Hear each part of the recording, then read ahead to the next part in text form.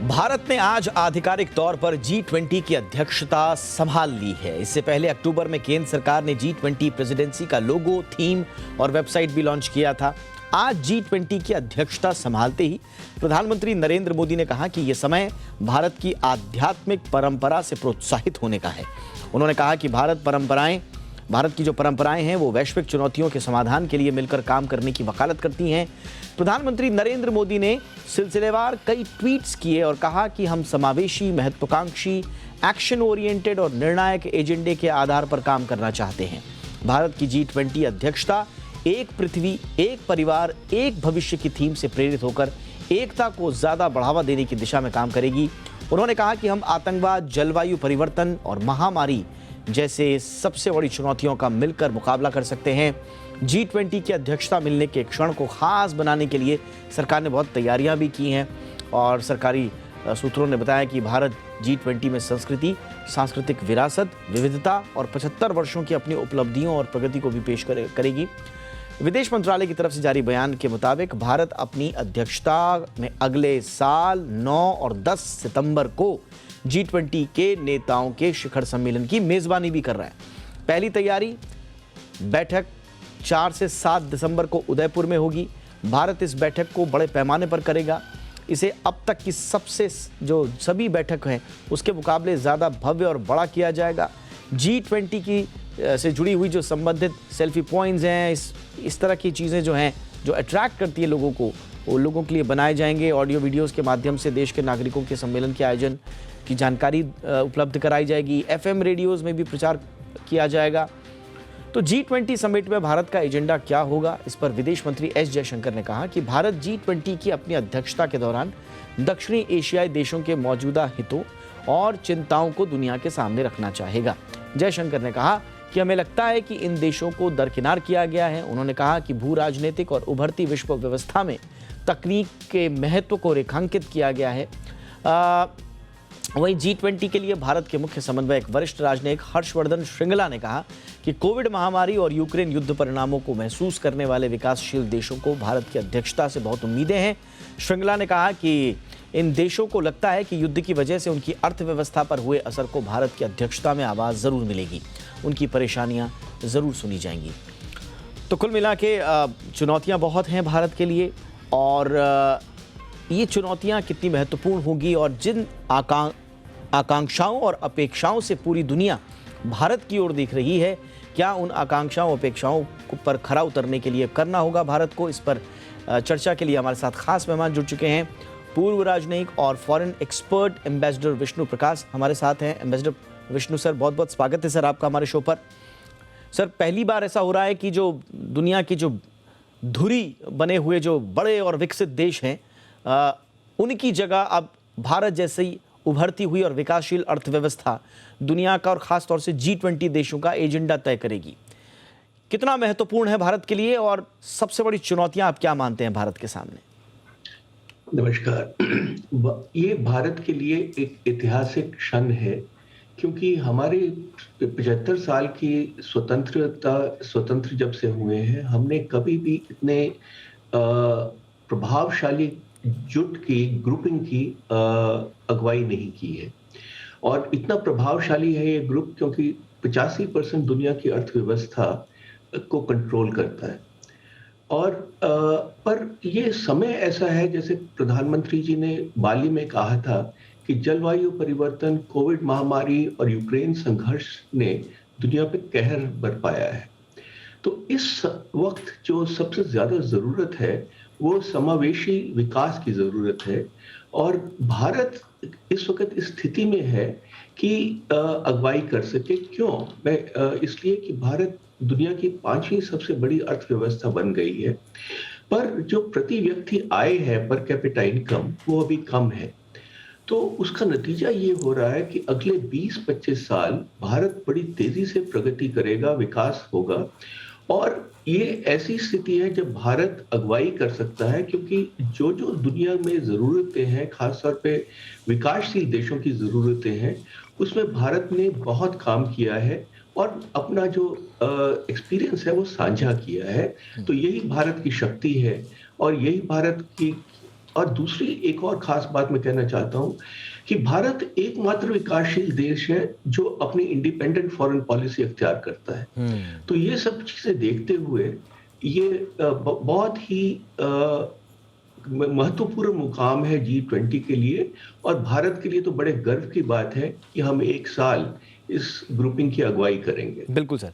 अच्छा, अब G20 के बारे में दिलचस्प ये है कि जब इसकी अवधारणा आई थी तो शुरुआत में G20 को जो वैश्विक अर्थव्यवस्था है और जो इसके सहयोगी देश हैं उनको गति देने के लिए तैयार किया गया था, न कि जो बहुत ही कठिन और जटिल जो सिक्योरिटी इश्यूज हैं उनके मसलों के निपटान के लिए। लेकिन आप देखिए धीरे धीरे G20 के ऊपर इन सब मुद्दों को भी निपटाने की अब नौबत आन पड़ी है और भारत बड़े नाजुक मौके पर इसकी कमान संभाल रहा है। रूस यूक्रेन युद्ध है, ताइवान को लेकर जो है एक अलग टेंशन्स हैं, चीन का जो आक्रामक रुख है उसकी स्थितियां अलग हैं, विश्व में जो आतंकवाद जो बढ़ रहा है, तो कुल मिला के अब सुरक्षा और सामरिक संबंधी बातचीत को भी निपटाना होगा आपको। और इमीडिएट जो सबसे बड़ी चुनौती है वो तो युद्ध है ही, रूस यूक्रेन युद्ध। ऐसे में सर भारत के लिए अर्थव्यवस्था को गति देने के साथ साथ जो सुरक्षा संबंधी जो मसलों को निपटाने की जिम्मेदारी आई है, इसे कितनी बखूबी रूप से हम निभा पाएंगे सर? आपने बिल्कुल ठीक कहा है कि जो G20 का फोकस है वो आर्थिक विकास है, समावेशी और सतत विकास। जो सिक्योरिटी का मैं पहलू है वो G20 के एजेंडा में इतना ऊंचा ऊपर नहीं है, और जहां तक यूक्रेन युद्ध का सवाल है या ऐसे जो सिक्योरिटी इश्यूज हैं वो इनके एजेंडा में अभी भी नहीं आते हैं। पर क्योंकि यूक्रेन युद्ध या कोई भी बड़ी जब वैश्विक सिक्योरिटी इशू होती है तो उसका विकास पे फर्क पड़ता है, तो इसलिए उसको भी नजरअंदाज नहीं किया जा सकता। पर इस वक्त जो 6 बड़ी चुनौतियां हैं दुनिया के सामने विकासशील देशों के लिए खास तौर पे, वो है भोजन, ऊर्जा, जलवायु क्रिया, स्वास्थ्य, डिजिटल परिवर्तन। तो ये जो इस वक्त चुनौतियां हैं इसे सब जूझ रहे हैं, और भारत ने इन पे सब पे बहुत काम किया है। और ये भारत इस वक्त इस स्थिति में है कि इसमें अगुवाई कर सकता है, लीडरशिप दे सकता है, दिखा सकता है कि इसमें क्या करना चाहिए, क्योंकि हमने किया है। तो ये एक बहुत बड़ा हमारे पास इस वक्त जो पहले भी विकासशील देश G20 की अगुवाई करते थे, पर कोई भी विकासशील देश के पास इतनी क्षमता नहीं है जो भारत के पास है, और वही हम करना चाहते हैं। और प्रधानमंत्री जी ने खास तौर पे कहा है कि हम सबको साथ लेके चलेंगे, हम आम सहमति बनाएंगे, और वही हमारी काबिलियत है, वही हमारी ताकत है, और इस पे मुझे लगता है कि हम पूरे उतरेंगे। बिल्कुल। अच्छा, एक और बड़ा दिलचस्प जो डेवलपमेंट हुआ है सर, और ऑब्जर्वेशंस जो पूरी दुनिया में सामने आई हैं, वो आया है कि एक संयुक्त राष्ट्र, जिसे कहा जाता था कि दुनिया की सबसे बड़ी ऐसी संस्था है जो दुनिया के हर मसले को निपटाएगी, दुनिया को एक साथ लेकर आएगी, लेकिन हमने देखा कि conference of parties on climate change हो, WTO वर्ल्ड ट्रेड ऑर्गेनाइजेशन से जुड़े हुए विवाद हों, युद्ध से जुड़े हुए विवाद हों, संयुक्त राष्ट्र के समझौते और जो विवाद निपटाने की जो क्षमता है और जो पूरा ढांचा है उसकी प्रासंगिकता पर एक बड़ा प्रश्न चिन्ह लगा सर। तो ऐसे में एक ऑल्टरनेटिव मंच की दरकार थी पूरी दुनिया को। G20 वो भी भारत की अगुवाई में क्या उस खालीपन को भर पाएगा सर? ये एक बहुत ही जटिल समस्या है दुनिया के सामने, क्योंकि जो संयुक्त राष्ट्र संघ है और बाकी अंतर्राष्ट्रीय संस्थाएं हैं आज वो इनइफेक्टिव हो गई हैं, वो पैरालाइज्ड है बिल्कुल, क्योंकि दुनिया 2 गुटों में बढ़ गई है। और जो अमेरिका और चीन के बीच में जो टकराव है उसके कारण अब किसी भी चीज पे आम सहमति कंसेंसस होना या एग्रीमेंट होना तकरीबन नामुमकिन है। और इस तनाव के कारण ये जो संयुक्त राष्ट्र संघ और बाकी संस्थाएं हैं ये कुछ कर नहीं पाती हैं। तो इसलिए ये स्थिति जब तक बड़ी ताकतें एक जुबान में नहीं बोलेंगी, इकट्ठे बैठ के काम नहीं करेंगी, तब तक कोई भी संस्था आप नई भी बना लें तभी वो संस्था चलेगी नहीं, क्योंकि जो ताकत है, मिलिट्री पावर है, इकोनॉमिक पावर है, वो तो बड़ी देशों, सबसे विकसित देशों के साथ है। पर जब विकसित देश दो गुटों में बच जाएंगे तो ये बहुत बड़ी समस्या है और इसको सुलझाना कोई आसान काम नहीं होगा। हम प्रयत्न कर रहे हैं, करते रहेंगे। पर देखिए, आप यूक्रेन युद्ध भी देख लीजिए। प्रधानमंत्री जी पिछले 8 महीने से शांति की बात कर रहे हैं, डायलॉग की बात कर रहे हैं, सीज फायर की बात कर रहे हैं, पर जब तक ये बड़ी ताकतें खुद निश्चय नहीं करेंगी तब तक इसमें आगे बढ़ना बहुत मुश्किल हो जाएगा। बिल्कुल, हालांकि जो भारत का नज़रिया है उसको एको ज़रूर करते हैं सब। हर कोई, आप देखिए बाली में भी जो समझौता आया उसमें प्रधानमंत्री नरेंद्र मोदी के जो शब्द थे उन्हीं की छाप दिखी। अंतर्राष्ट्रीय मंच पर जितने बड़े आप पावर्स से बात कर लीजिए, हर किसी का लाइन जो है वो कोशिश यही रहती है, कम से कम डिप्लोमेटिक लाइन जो होती है वो यही होती है कि ये युग जो है वो युद्ध का दौर नहीं है।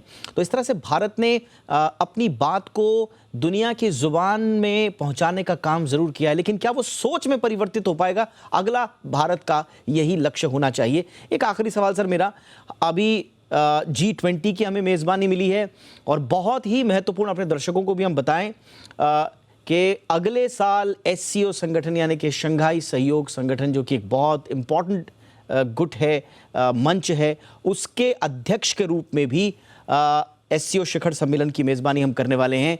ये 2 इम्पॉर्टेंट मंच सर, और इसमें भारत की लीडरशिप, वैश्विक मंच पर आप भारत की जो कद है और जो से है उसे कैसे आंकते हैं?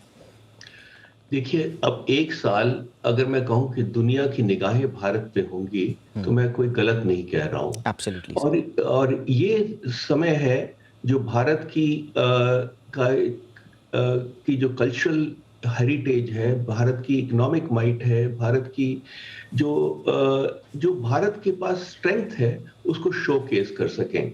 और जो सबसे बड़ी बात हो रही है, जो मैं जरूर चर्चा करना चाहूंगा, कि आमतौर पे जब G20 या ऐसे समिट होते हैं दुनिया में, देशों में, तो ये बड़े इलीटिस्ट होते हैं, अभी जात वर्ग के लिए होते हैं। पर भारत के लिए ये जन आंदोलन बन रहा है और जिस तरह से सरकार सबको लेके साथ चल रही है, सार्वजनिक उत्सव बना रहे हैं, इससे बहुत फर्क पड़ेगा। क्योंकि सब हमारे 50 शहरों में ये मीटिंग्स होंगी, 200 इवेंट्स होंगे और दुनिया देख पाएगी कि भारत की क्या शक्ति है, भारत किस काबिल है, भारत की संस्कृति की कितनी विकास हुई है, आर्थिक विकास क्या हुआ है।